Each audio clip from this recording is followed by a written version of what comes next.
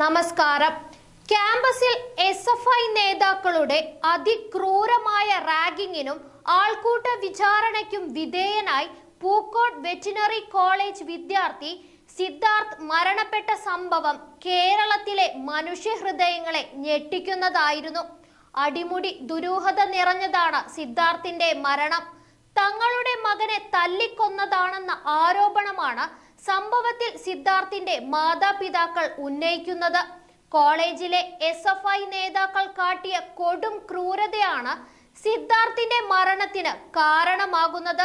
കേസിൽ പോലീസ് അന്വേഷണം കാര്യക്ഷമമായി നടക്കുന്നില്ലെന്ന പരാതിയാണ് ആദ്യം മുതൽ ഉയർന്നു കേട്ടുകൊണ്ടിരിക്കുന്നത്. പ്രതിപക്ഷ പാർട്ടികളുടെ ശക്തമായ പ്രതിഷേധമുണ്ടായ ശേഷമാണ് പോലീസ് അന്വേഷണ നടപടികളിലേക്ക് പോലും കടക്കുന്നത്. സംസ്ഥാന പോലീസ് അന്വേഷണത്തിൽ നീതി ഉറപ്പില്ലെന്ന ആശങ്കയിൽ തന്നെയാണ് സിദ്ധാർത്ഥിന്റെ കുടുംബം. തുടർന്ന് CBI അന്വേഷണം ആവശ്യപ്പെടുന്ന സാഹചര്യം ഉണ്ടാവുന്നത്.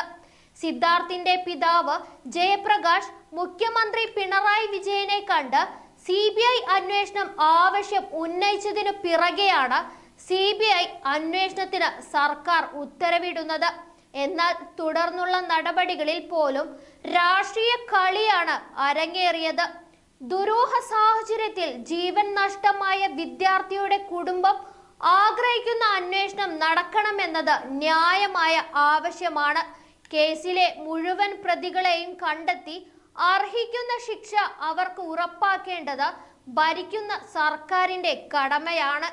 അന്വേഷണം വച്ചു നീട്ടുന്നത് ജനങ്ങളിൽ ആശങ്ക ഉണ്ടാക്കിയിട്ടുണ്ട്. ഈ കേസിന്റെ അന്വേഷണത്തിന്റെ തുടക്കം മുതൽ സ്റ്റുഡൻസ് ഫെഡറേഷൻ ഓഫ് ഇന്ത്യ എന്ന SFI സംഘടനയുടെ നേതാക്കളെ രക്ഷിക്കാൻ പോലീസ് കാണിച്ചു വന്നിരുന്ന വ്യഗ്രത കേസിന്റെ ഇതുവരെയുള്ള നാൾവഴികൾ തന്നെ വ്യക്തമാക്കുന്നുണ്ട്. അന്വേഷണം വച്ചു നീട്ടുന്നത് ആശങ്ക വർദ്ധിപ്പിക്കുന്നത് ഈ സാഹചര്യത്തിലാണ്. പോലീസ് അന്വേഷണത്തിൽ തുടക്കത്തിൽ ആരോപിക്കപ്പെട്ട വീഴ്ച CBI അന്വേഷണത്തിനുള്ള നടപടികൾ സ്വീകരിക്കുന്നതിലും ഉണ്ടായി എന്ന് പറയുമ്പോൾ അതിനു പിന്നിൽ സ്വാഭാവികമായും പ്രതികളെ രക്ഷിക്കാനുള്ള ശ്രമം തന്നെയാണ് സംശയിക്കേണ്ടിയിരിക്കുന്നത്.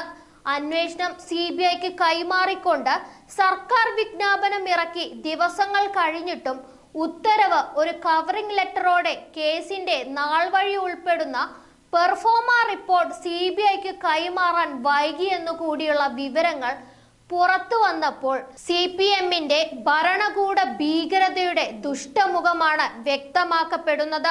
പോലീസ് തുടക്കത്തിൽ റിപ്പോർട്ട് തയ്യാറാക്കുന്നത് പോലും അന്വേഷണം അട്ടിമറിക്കാൻ നീക്കം നടക്കുന്നു എന്ന ആരോപണമുയർന്ന ശേഷമായിരുന്നു. ഒച്ചിനേക്കാൾ കഷ്ടമായി ഇഴഞ്ഞുകൊണ്ടിരുന്ന പോലീസ് അന്വേഷണം ഊർജിതമാക്കാൻ സിദ്ധാർത്ഥിന്റെ കുടുംബം രംഗത്തു വരേണ്ടി വന്നു. കേസിന്റെ മെല്ലെ പോക്കിന് പരിഹാരമുണ്ടാക്കാൻ കുടുംബത്തിന് ഗവർണറോട് പരാതി പറയേണ്ടി വന്നു. കേസ് അന്വേഷണം CBIക്ക് കൈമാറുന്നതിനും കുടുംബത്തിന് പോരാടേണ്ടി വന്നു. കുടുംബത്തിന്റെ ഒരേ ഒരു ആൺതരിയായിരുന്ന മകന്റെ നഷ്ടവും അവൻ അനുഭവിക്കേണ്ടി വന്ന കൊടും ക്രൂരതയോടുള്ള പ്രതിഷേധവും പകയുമൊക്കെയാണ് ഇതിന്റെ പിന്നിലുള്ളത്. CBI വരുന്നതിനു മുമ്പ് തെളിവുകൾ നശിപ്പിക്കാനുള്ള ശ്രമമാണ് നടക്കുന്നതെന്ന് പ്രതിപക്ഷ നേതാവ് VD സതീശൻ ആരോപിക്കുകയുണ്ടായി. ശ്രദ്ധയെല്ലാം പൊതു തെരഞ്ഞെടുപ്പിലേക്ക് മാറിയപ്പോൾ കേസ് അട്ടിമറിക്കാനുള്ള ശ്രമവും തുടങ്ങിയെന്ന് പ്രതിപക്ഷം കുറ്റപ്പെടുത്തി. ഈ രീതിയിൽ കേസുമായി ബന്ധപ്പെട്ട അന്വേഷണത്തിലും നടപടികളുമൊക്കെ ജനങ്ങളിൽ സംശയമുയർത്തുന്ന കാര്യങ്ങളാണ് അടിമുടി നടന്നിരിക്കുന്നത്. കേസ് CBIക്ക് കൈമാറുന്ന കാര്യത്തിൽ വൈകിപ്പിച്ച് കള്ളക്കളി നടക്കുമ്പോഴാണ് ആരോപണ വിധേയരായ വിദ്യാർത്ഥികളുടെ സസ്പെൻഷൻ നടപടി വൈസ് ചാൻസലർ റദ്ദാക്കുന്നത്. ഇക്കാര്യത്തിലും VCയുടെ നടപടിക്കെതിരെ സിദ്ധാർത്ഥിന്റെ കുടുംബം ചാൻസലർ കൂടിയായ ഗവർണർ ആരിഫ് മുഹമ്മദ് ഖാന് പരാതി നൽകേണ്ടി വന്നു. തുടർന്നാണ് വിദ്യാർത്ഥികളുടെ സസ്പെൻഷൻ പിൻവലിക്കാനുള്ള VCയുടെ നടപടി ചാൻസലർ റദ്ദാക്കിയത്. വ്യക്തിപരമായ കാരണങ്ങൾ പറഞ്ഞ് അനീതി കാട്ടിയ വൈസ് ചാൻസലർ തുടർന്ന് രാജിവെക്കുകയായിരുന്നു. സിദ്ധാർത്ഥ് കോളേജ് ക്യാമ്പസിൽ ഏൽക്കേണ്ടി വന്ന പീഡനങ്ങളെ കുറിച്ച് അന്വേഷിച്ച ആന്റി റാഗിംഗ് സ്ക്വാഡിന്റെ റിപ്പോർട്ട് ആരെയും ഭയപ്പെടുത്തുന്ന കൊടും ക്രൂരതയുടെ ചിത്രമാണ് പുറത്തു കൊണ്ടുവന്നിരുന്നത്. നിസ്സഹായനായ ഒരു യുവാവിനെ SFIയുടെ ഗുണ്ടകൾ പല സ്ഥലങ്ങളിൽ വെച്ച് അതിക്രൂരമായി മർദ്ദിക്കുകയായിരുന്നു. വയറിലും മുതുകിലുമൊക്കെ പലതവണ ചവിട്ടുകയായിരുന്നു. ബെൽറ്റും ഗ്ലൂ ഗണ്ണും ചാർജറിന്റെ കേബിളും ഉപയോഗിച്ച് അടിക്കുകയായിരുന്നു. അടിവസ്ത്രം മാത്രം ധരിപ്പിച്ച് ഇടനാഴിയിൽ നടത്തിക്കുകയായിരുന്നു. കാണിച്ചു കൊടുക്കുന്ന തറകൾ തുടപ്പിക്കുകയായിരുന്നു. സാങ്കല്പിക കസേരയിൽ മണിക്കൂറുകൾ ഇരുത്തി പ്രാകൃത ശിക്ഷകൾ നടപ്പിലാക്കുകയായിരുന്നു. ഹോസ്റ്റലിലെ നടുമുറ്റത്ത് വെച്ച് സിദ്ധാർത്ഥിനെ പരസ്യ വിചാരണ നടത്തി. ഹോസ്റ്റൽ മുറികളിൽ തട്ടിവിളിച്ച് ഉറങ്ങിക്കിടന്നവരെ പോലും വിളിച്ചുണർത്തി കൂടി വന്ന പരസ്യ വിചാരണയിൽ സാക്ഷികളാക്കുകയും അവരെ കൊണ്ടുപോലും സിദ്ധാർത്ഥിനെ മർദ്ദിപ്പിക്കുകയും ഉണ്ടായി. ഭയന്ന് പലരും ഒന്ന് മിണ്ടിയില്ല എന്ന് പറയുമ്പോൾ ക്രൂരന്മാരായ SFI ഗുണ്ടകളുടെ കഴിവും ധാർഷ്ട്യവും ഭരണസ്വാധീനവും വിളിച്ചറിയിക്കുകയാണിവിടെ. ഈ കൊടും ക്രിമിനലുകളായ ഗുണ്ടകളെയാണ് ഭരിക്കുന്ന പ്രധാന രാഷ്ട്രീയ പാർട്ടിയായ CPM സഹായിക്കുന്നത്. ഈ ക്രിമിനലുകളെയാണ് CPM രക്ഷിക്കാൻ നോക്കുന്നത്. ജനത്തോടും സമൂഹത്തോടും എന്ത് ആത്മാർത്ഥതയാണ് CPMനുള്ളത്? ലവലേശമില്ലെന്നല്ലേ ഇതൊക്കെ വ്യക്തമാക്കുന്നത്?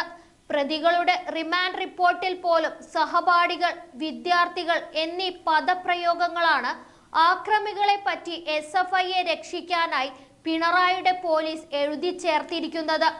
പ്രതികളാക്കപ്പെട്ടവർ എല്ലാവരും ക്യാമ്പസിലെ SFI നേതാക്കളും സജീവ പ്രവർത്തകരുമാണ്. ഇവരിൽ 3 പേർ കേന്ദ്ര സർക്കാർ നിരോധിച്ച ഭീകര സംഘടന നടത്തിയ ജാഥകളിൽ കൊടി പിടിക്കാനും മുദ്രാവാക്യം വിളിക്കാനും പോയിട്ടുള്ളവരുമാണ്. സിദ്ധാർത്ഥിനെ കൊന്നത് SFIക്കാരാണ്. സിദ്ധാർത്ഥിന്റെ ജീവനെടുത്തത് SFI എന്ന ക്രിമിനൽ വിദ്യാർത്ഥി സംഘടനയുടെ നേതാക്കളുടെ കൊടും ക്രൂരതയായാണ്. സ്വന്തം മക്കളെ ക്യാമ്പസുകളിൽ പഠിക്കാൻ അയക്കുന്ന ഏതൊരു മാതാപിതാക്കളും SFIയുടെ ഭീകരതയെ ഭയപ്പെടുകയാണിന്ന്, തീർത്തും വെറുക്കുകയാണിന്ന്. SFIയെ നിരോധിക്കണമെന്ന് ആഗ്രഹിക്കുകയാണ്. എന്തെന്നാൽ സിദ്ധാർത്ഥിന്റെ മാതാപിതാക്കളുടെ നെഞ്ചു പൊട്ടിച്ച SFIയെ കേരളം അത്ര കണ്ട് വെറുത്തുപോയിരിക്കുന്നു. നന്ദി.